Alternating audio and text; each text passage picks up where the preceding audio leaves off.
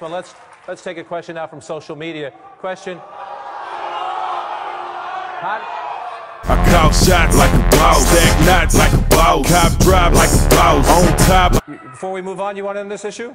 They want you in on this issue. Would you like in on this issue?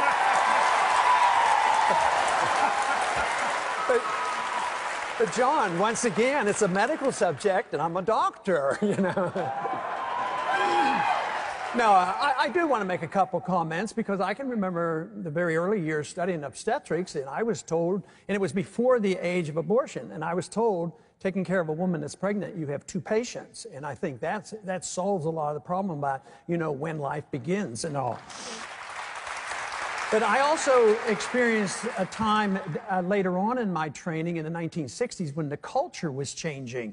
The Vietnam War was going on, the drugs were there, and pornography came in, and abortion became prevalent even though it was illegal. So the morality of the country changed, but then the law followed up. When the morality changed, it will reflect on the laws. The law is very important. We should have these laws, but law will not correct the basic problem, and that's the morality of the people that we must do.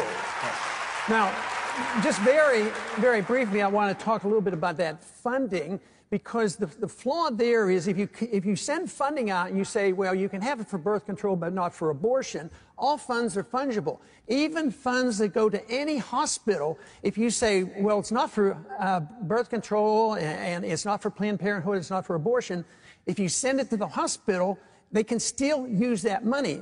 This is an indictment of government-run medicine because you never can sort that all out. You need the government out of that business, or you will always argue over who's paying what bills. Very quickly, Senator. I think that was directed at me, and so I would just say this. Congressman Paul has a national right-to-life voting record of 50%, which is pretty much what Harry Reid's national right-to-life voting record is. So to go out and say that, you know, you're someone who stands up for the right to life, you repeatedly vote against bills on a federal level to promote the right to life, and you say that this is an individual personal decision or state decision.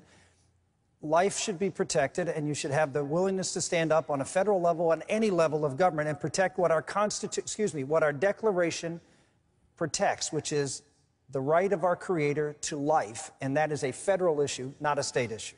Quickly, sir.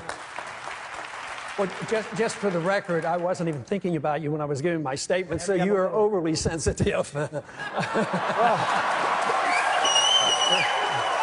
Shots like a boss, stack knots like a boss, cop drive like a boss, on top like a boss, pay the cost like a... But it is true that we have a disagreement on how we approach it. I followed what my understanding is of the Constitution, and it does allow for the states to deal with difficult problems.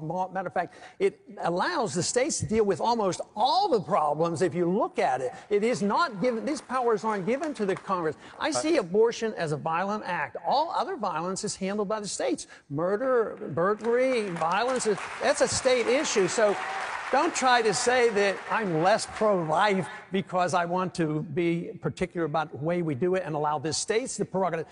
This is the solution. This is the solution, because if we would allow the states to write their laws, take away the jurisdiction by a majority vote in the Congress, you repeal Roe versus Wade overnight instead of waiting year after year to change the court system. All right. I call shots like a boss, stack knots like a boss, cop drive like a boss, on top like a boss, pay the cost like a